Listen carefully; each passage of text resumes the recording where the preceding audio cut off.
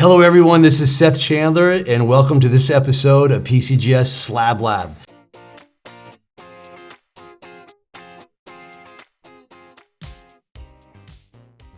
Really excited, got a different format here. We actually have 4 guests here and they're all young numismatists. And the topic is very simple. We want to find out what got them into the hobby, what methods were engaging that us grown-ups were able to bring these YNs into our wonderful hobby. We're going to hear their feedback. And also we want to hear from them what we're doing to screw things up. Okay, how can we do things better to engage with young numismatists? So I'm going to have everybody kind of self-introduce themselves. Just tell me your name and what city you're from and your age. I'm Josh, and I'm from the Palm Springs area in Southern California. How old are you? I'm 13. 13, okay. And, yeah. Okay, awesome. Welcome. I'm Jack Vaughn. I'm 22 years old, and I attend a school called Roanoke College, and it is in Salem, Virginia. It's about 30 minutes east of Virginia Tech, if you know where Virginia Tech is. And what was the other thing I did? Cool, that's good. Yeah, you got your age out. Okay, good. All right. Good. Hey, how's it going? My name's Kurt Gammer. I'm from northeastern Pennsylvania, and I'm 17 years old. I'm Colton Merrill. I'm from Las Vegas, Nevada, and I'm 18. Cool. All right. Well, welcome, all 4 of y'all. So, traditionally, like a lot of youth they get into coins because like their grandpa collects coins, their parents collect coins, they find a coin. But the technology that exists today, a lot of new young collectors are coming out because of technology. Social media is a big driver. Why don't you, each one of you kind of shed some light how you got into the hobby? I got into the hobby from my grandpa. He's a collector. He, kind of old school, but he collects coins. And he kind of, around when I was 9 or 10, he started showing me some coins, sharing the stories, and he got me into the hobby like that. Cool. All right. Thanks, Josh. What about you, Jack? So my grandfather didn't really get me into coin collecting all that much. However, I got myself into coin collecting when I would go to his place. So he would just have jars of change and stuff that he would just collect, not to collect, but just accumulated change. And I would just go through it, and sometimes you'd find some stuff here and there, and I don't know, I just kind of always found myself gravitating back towards that, and eventually I became obsessed with that, and then I started going to banks and getting out like $100 in pennies, and you look through that, and regardless if you're actually going to find something or not, you're looking at a lot of different things, and it's really the exposure that I gained the most out of coin roll hunting for the most part. Cool. Okay. All right. Go ahead, Kurt. For me, coins have always been about their connection. Look at that smile. Look at that smile. You're like the crack up to tell the story. Well, yeah, it's good. I love it. When I was a little kid, I was obsessed with history and the past, and I used to watch all these documentaries on TV until my mom found a wheat cent and change and had given it to me. And it was from 1911, and this was back when I was in 2nd grade or so. And that connection, that wow, this is over 100 years old. Later, she would give me a collection given to her by my uncle, and the connections to the past, and I like the social aspect of it as well. It really sucked me in for good. All right, that was cool. Oh yeah. What about you, Colton? I actually started off myself. I got change.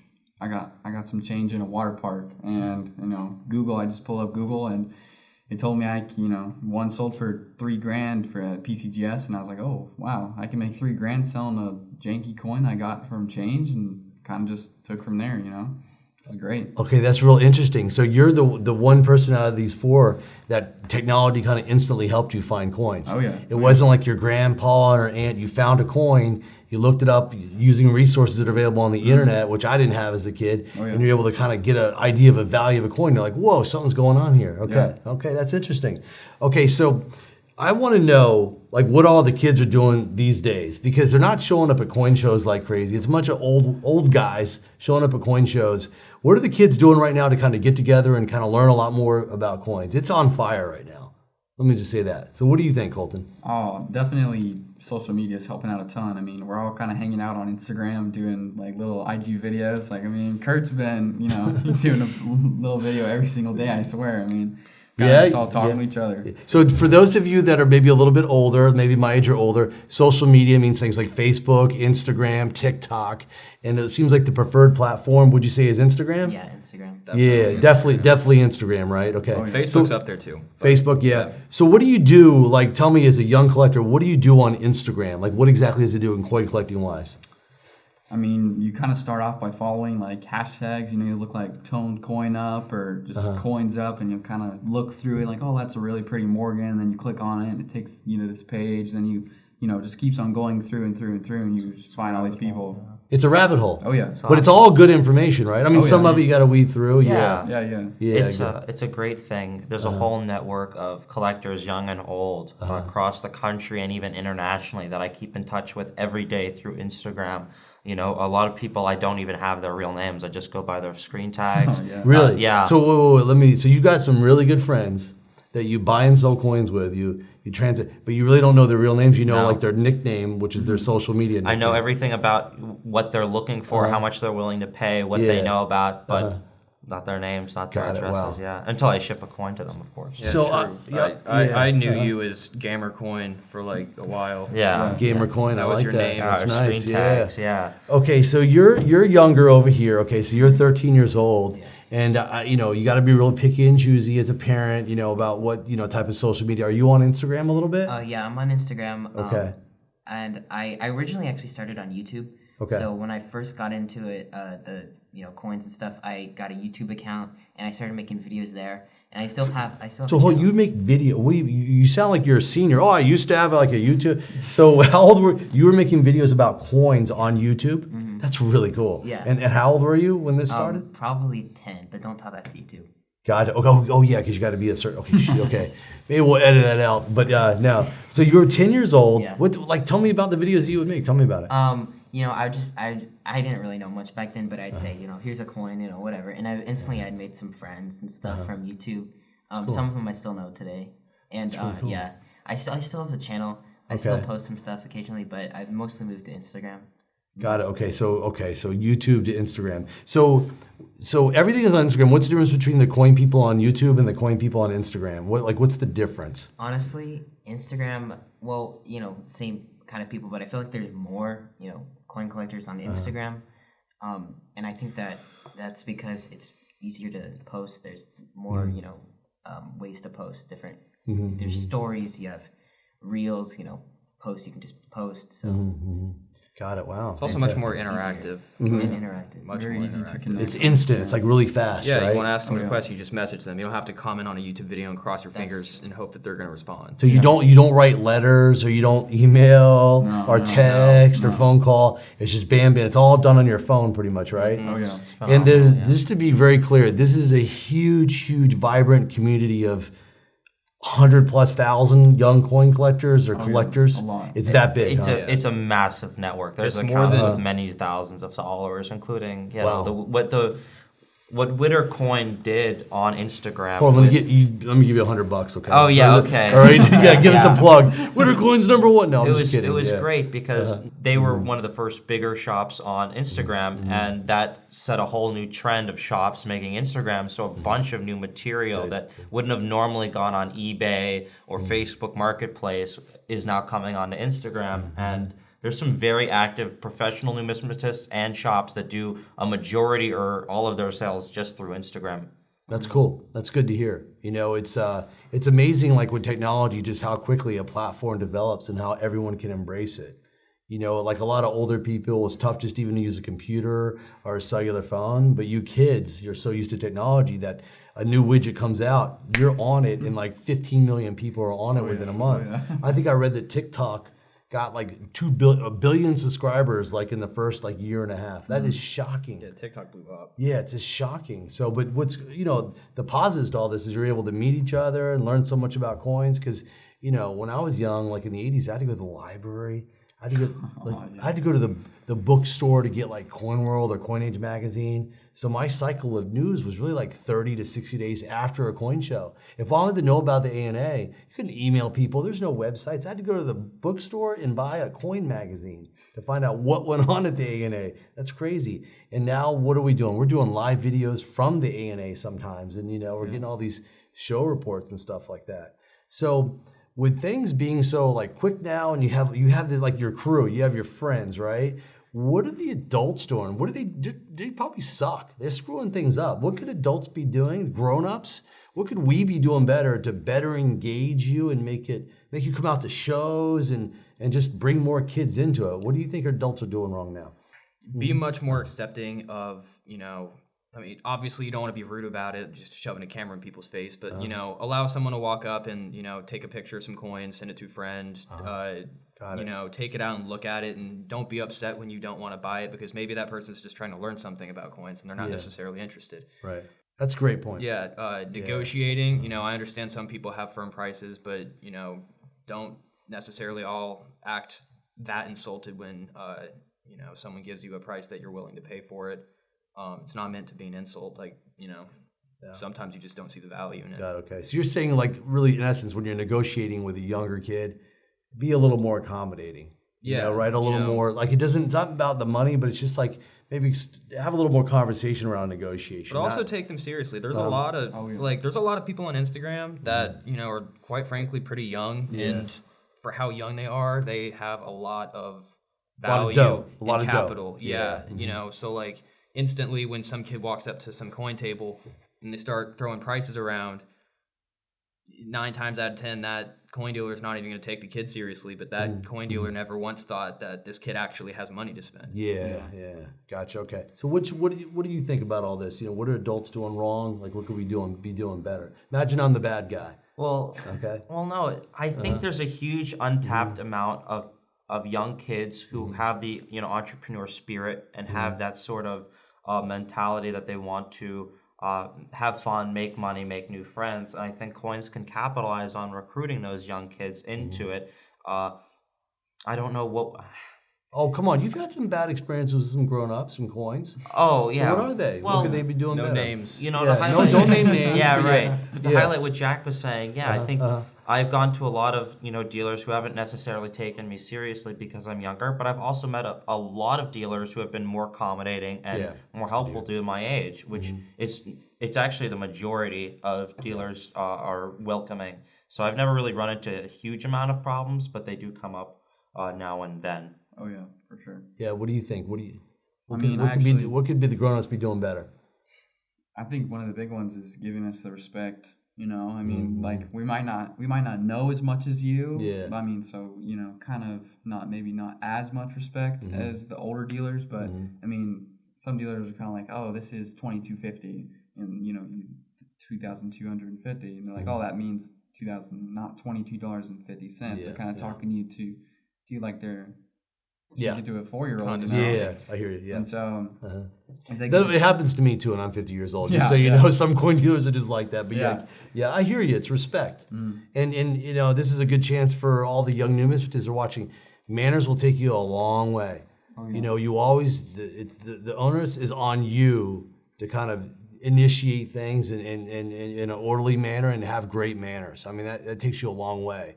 And so you always, I know you guys are good kids, so you always start out with, yes, ma'am, no, sir, whatever, and please, and thank you. So some kids out there, I'm sure they're pointing, that kid was kind of a jerk. Yeah, it's not good. You still shouldn't treat a kid any differently or just a little softer gloves, but it's always important to always have good manners. So to all the YNs out there, that'll take you a long way. But let's hear your perspective on what the grown-ups could be doing. Yeah, well, I really agree with like everything that's already been said about just respecting younger people, because sometimes the dealers, they'll be like I've had dealers at past shows here in Long Beach that have I've walked up to with a coin or something, and they're like, really? Yeah, they're really rude to you like that? A little bit, yeah. Yeah, let me know who they are. I really want to know. Seriously, I will not stand for that. That's not cool. Well, that's the thing.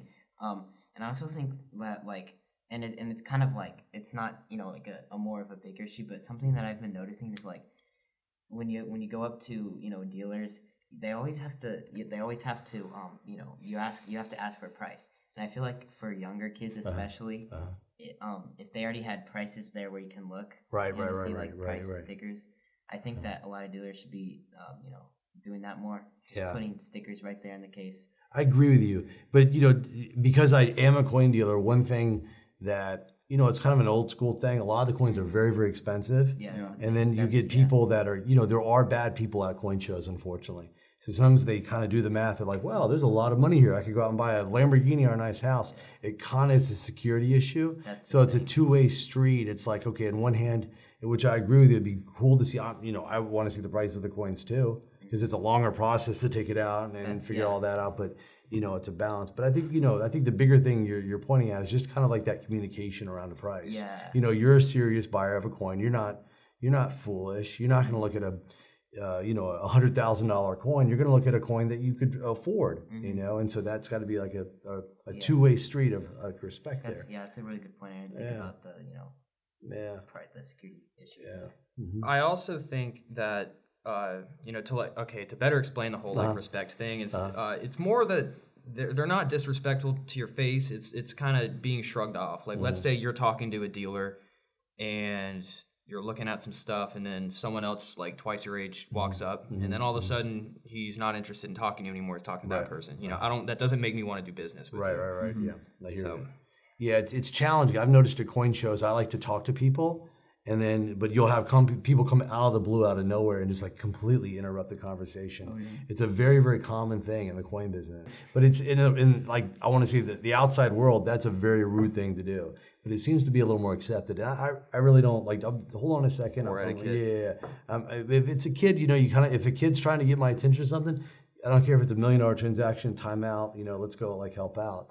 But it's like just patience. Sometimes if you want to talk to somebody, you just hang out there and wait, and somebody should acknowledge you. That's what I always try to do. Because sometimes you frankly are busy, and you want to be fair to everybody. But yeah, you're right. It's a lot of communication. And I understand people are busy too. I'm not saying that, but it's happened to me when I'm like speaking prices with people. Yeah, it's weird. That's weird to me. Yeah, it's just like it's kind of beyond a coin dealer thing. It's like just a basic human decency thing, manners, good old fashioned manners. Yeah. Did you have something? Well, you want to add? I think that some dealers when they're looking they like prejudge people and they just see money signs. Yeah. So if they think that a kid is standing there and the kid, wants something, right? They're gonna see if they see a guy that's older than them, they might, they might want to just go to that guy. Sure. Okay. Because I hear you. Yeah, of course. So I got something to say here that I think all of y'all will be pretty impressed with. You probably really don't know this. There is a phenomenal amount of YNs now versus just 2 years ago. I'm not talking double or triple. I think it's 5 times or more. First time I've ever seen that. And I've been going to coin shows since I was like 10 years old. Okay. There are a lot more coin collectors out there. So that's a great thing. I think a lot of it has to do with social media and just information. And, we have a wonderful hobby, but if nobody really knows about it, you're not going to collect coins and have fun. So that's what's great about the hobby and social media is it gets it out there. So I'll tell you this, there's a lot more out there. It's really shocking to see. And the knowledge that all of y'all have, even you know a lot about coins for your age, way more than I knew, because I had a 2-month cycle, right? I'd ride my bike to the bookstore or the library. Yeah. And so that's awesome.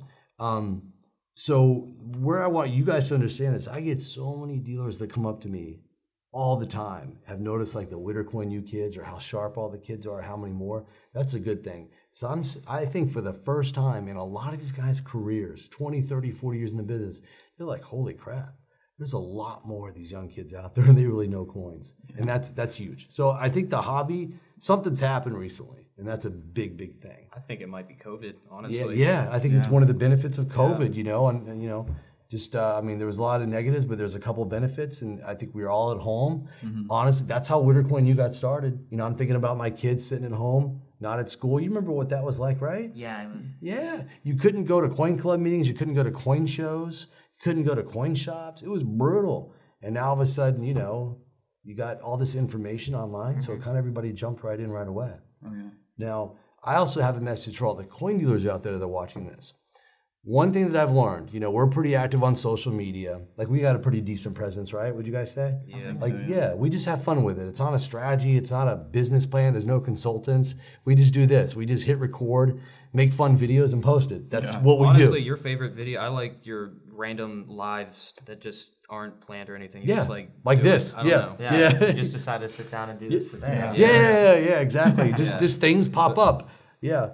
I'll tell a story. I did a random live the other night on Saturday night. Guess who wanted to jump on? Greg Rohan, the president of Heritage Auctions. That's how cool Greg is. He's sitting there hanging out on Instagram, watching like me talking to some of the Wittercoin U kids and what we got planned for Wittercoin University this year. He's jump on. So we're scheduling an IG live where you guys can I guess I should spill the beans. It's going to be a platform about Greg talking with you guys about, just young numismatists. You can ask him any question you want to know, because he's very passionate about the other wines as well. But again, that's social media bringing even Greg and I together. How can we work together as coin dealers to do better, serve you guys, so you guys feel more comfortable going to coin shows or talking to coin dealers or just trying to figure out the hobby. So here's the big thing I have with all the coin dealers out there.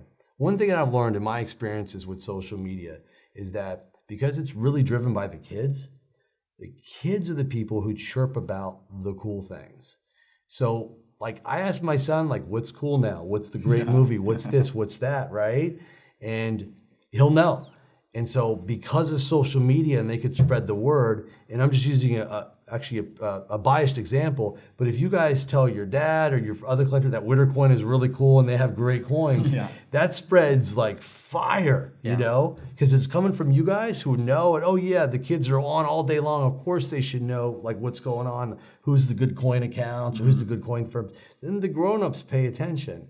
And so you greedy coin dealers out there that may not want to take a $10 bill from him, I got to tell you, if Josh's dad or somebody, a bigger collector, it's going to resonate. The older people, the people with the money listen to other people, the younger kids too. So what do they call y'all? Influencers? So you guys, influencers, right? So you influence kind of the other hobbyists, because there's so many people out there who love coins but have no idea about this whole Instagram world. No idea.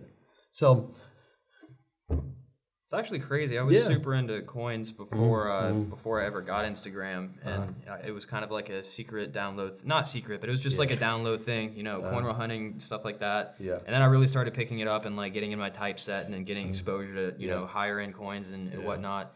And then I found Instagram, and then all of a sudden I had absolutely no clue how big Instagram was at all. I was pretty quiet about my hobby until I met a bunch of you guys. Actually, I've known a lot of these people. It's crazy, isn't it? Think about this. Here's PCGS, the world's #1 coin grading company. All right, we got to plug PCGS. It's our host, right? But they're smart. They're savvy. They're obviously a supporter of Witter Coin University. We got Slab Lab, and we're here sitting talking to you guys as YNs and hearing the feedback.